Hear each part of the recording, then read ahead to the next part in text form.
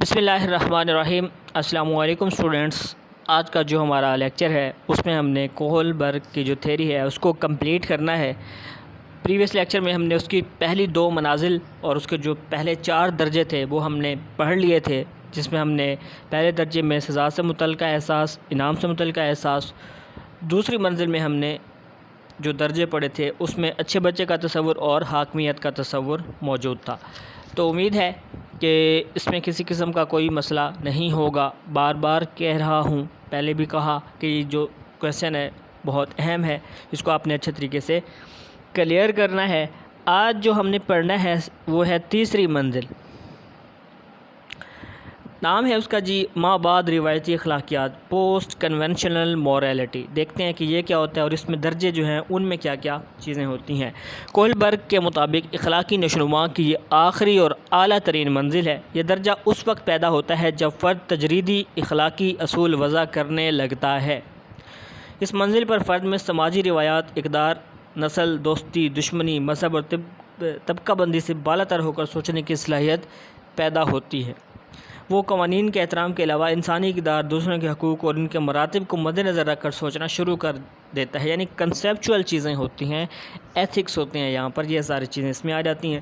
درجہ کون کون سا ہوتا ہے؟ ایک تو اس میں ہوتا ہے سماجی معاہدے کا احساس، سوشل کنٹریکٹ اورینٹیشن۔ اس درجے میں انسانی حقوق کو قوانین پر ترجیح دی جاتی ہے۔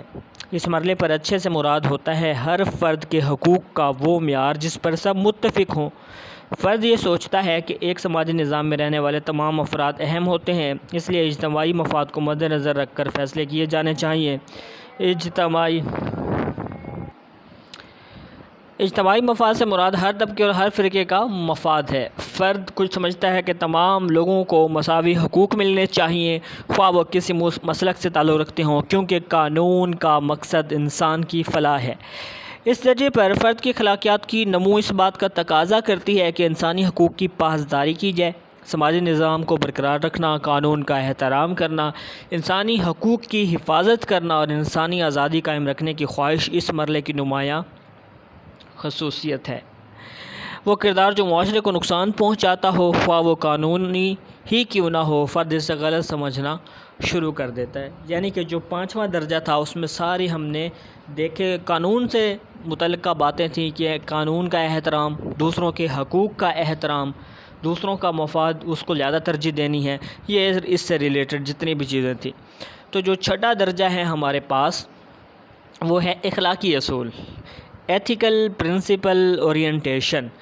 اس مرحلے پر فرد کی اخلاقیات اس کے ضمیر کے ساتھ وابستہ ہو جاتی ہیں۔ وہ اپنے ضمیر کے مطابق اچھے برے کا فیصلہ کرتا ہے۔ فرد انصاف، انسانی احترام اور مساوات پر زور دیتا ہے۔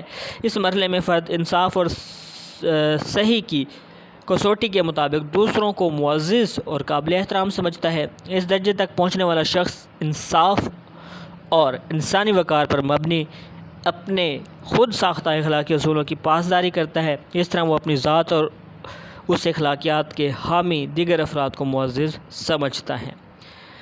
تو آگے 7واں درجہ بھی ہے، ٹھیک ہے، اخلاق کا آفاقی جائزہ۔ کولبرگ کے مطابق ان 6 درجوں کے بعد ایک 7واں درجہ آفاقی یا عالمی اخلاق کا بھی ہے۔ یہ درجہ بہت کم افراد میں پیدا ہوتا ہے۔ اس درجے تک پہنچنے والا فرد یہ تصور کرتا ہے کہ اخلاقیات کے بین الاقوامی اصول و ضوابط ہر قسم کے قانون اور سرحد سے بالا تر ہوتے ہیں۔ یعنی یہ انٹرنیشنل لیول کا ہوتا ہے، تمام دنیا کے لیے، تمام ممالک کے لیے۔ انصاف، عزت اور بنیادی ضروریات بلا رنگ و نسل سب کو یکساں طور پر ملنی چاہیے۔ اب اس تھیری کا ایک جائزہ ہم لیتے ہیں، اوورآل ویو دیکھتے ہیں اس کا کہ کولبرگ نے اخلاقی نشوونما کے نظریے میں بچوں کے طریقہ استدلال کو بنیاد بنایا ہے۔ اس نے بچوں کو ایسے فلسفے کا درجہ دیا ہے جو اپنی اخلاقی اقدار خود وضع کرتے ہیں۔ اس کا کہنا ہے کہ بچے اپنے اخلاقی معیار وضع کرتے وقت والدین اور سماجی ماحول کے علاوہ اپنے ہم عمروں کے ساتھ بحث و مباحثے کو بھی اہمیت دیتے ہیں۔ کولبرگ کے نظریے پر دیگر ماہرین اعتراض کرتے ہوئے کہتے ہیں کہ درست اور غلط کی تمیز محض وقوفی نشوونما کے بل بوتے پر نہیں کی جا سکتی۔ ناقدین کا کہنا ہے کہ بچے جس طرح اپنے والدین کی تقلید کرتے ہیں، معاشرے میں رہتے ہوئے اپنے اچھے کردار پر نوازے اور برے کردار پر دھتکارے جاتے ہیں۔ وہ معیار ہی دراصل ان کی اخلاقیات کو مرتب کرتا ہے۔ اس کے علاوہ بچے اخلاقیات کا جو معیار کتابوں میں پڑھتے ہیں، ٹی وی پر دیکھتے ہیں اور ان کے ہمجولی جو اخلاقی معیار اپناتے ہیں، یہ سب عوامل مل کر فرد کے اخلاقی معیار کی نشوونما کرتے ہیں۔ یعنی کہ وہ بتاتے ہیں کہ اگر کسی بچے کو کسی غلط کام پر سزا دی جائے گی، دھتکارا جائے گا، ریجیکٹ کیا جائے گا، تو وہ یہ سمجھ جائے گا کہ یہ کام غلط ہے، معاشرہ اس کو پسند نہیں کر رہا، مجھے یہ کام نہیں کرنا چاہیے۔ اور اگر کوئی ایسا کردار بچہ کرے جس پر اس کو نوازا جائے گا، اس کو انعام دیا جائے گا، اس کو اپریشیٹ کیا جائے گا، تو وہ یہ سمجھ جائے گا کہ یہ کردار اچھا ہے، معاشرہ اس کو پسند کر رہا ہے، مجھے اسے کرنا چاہیے۔ اور ناقدین کا یہ بھی کہنا ہے کہ کولبرگ کا نظریہ محض اخلاقی سوچ اور خیالات پر مبنی ہے۔ اس نے اخلاقی کردار کو عملی شکل میں نافذ نہیں کیا اور نہ ہی اس کا عملی مظاہرہ دیکھا ہے۔ اس سے مراد ہے کہ کولبرگ نے اپنے نظریات کی بنیاد رکھتے وقت محض معمولوں یا افراد کے زبانی بیانات پر اعتبار کیا ہے، لیکن ان کے بیانات کا عملی اطلاق نہیں دیکھا۔ ہو سکتا ہے کہ افراد اپنی عملی زندگی میں اپنے خیالات کے برعکس کسی اور کردار کا مظاہرہ کرتے ہوں، اور اگر ہم بات کریں حقیقت میں بھی ایسا ہی ہوتا ہے کہ انسان جو کچھ بول رہا ہوتا ہے ویسا کر نہیں رہا ہوتا، ٹھیک ہے۔ اور دیکھیں ایک اگزامپل ہے کہ ایک بندہ کہتا ہے کہ جی چوری، دھوکہ دہی، کرپشن یہ بہت غلط بات ہے، پاکستان کو اس سے نقصان ہوتا ہے، لیکن وہ بھی دیکھیں تو کہیں نہ کہیں وہ بھی اپنے حصے کی کرپشن کر رہا ہوتا ہے، اپنی ڈیوٹی صحیح نہیں کر رہا ہوتا، جو اسائنمنٹس، جو ذمہ داریاں اس کے ذمہ ہیں وہ ان کو پورا نہیں کر رہا ہوتا، اٹ مینس وہ بھی کرپشن کر رہا ہے، حالانکہ کہتا وہ ہے کہ سوچتا وہ یہ ہے کہ یہ غلط بات ہے کرپشن، اپنی ذمہ داریاں ادا کرنی چاہیے، لیکن اس کا جو کردار ہوتا ہے وہ اس کے بالکل اگینسٹ ہوتا ہے۔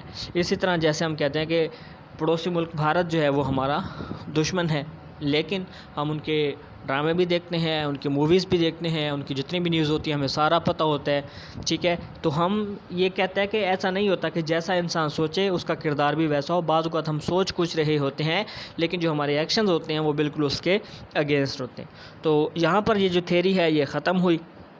موسٹ امپورٹنٹ کویسچن ہے، اس کو آپ نے ڈیٹیل میں پھر سے دیکھنا ہے، اس میں اگر کسی قسم کا کوئی مسئلہ ہو تو آپ لوگ ضرور پوچھیں گے۔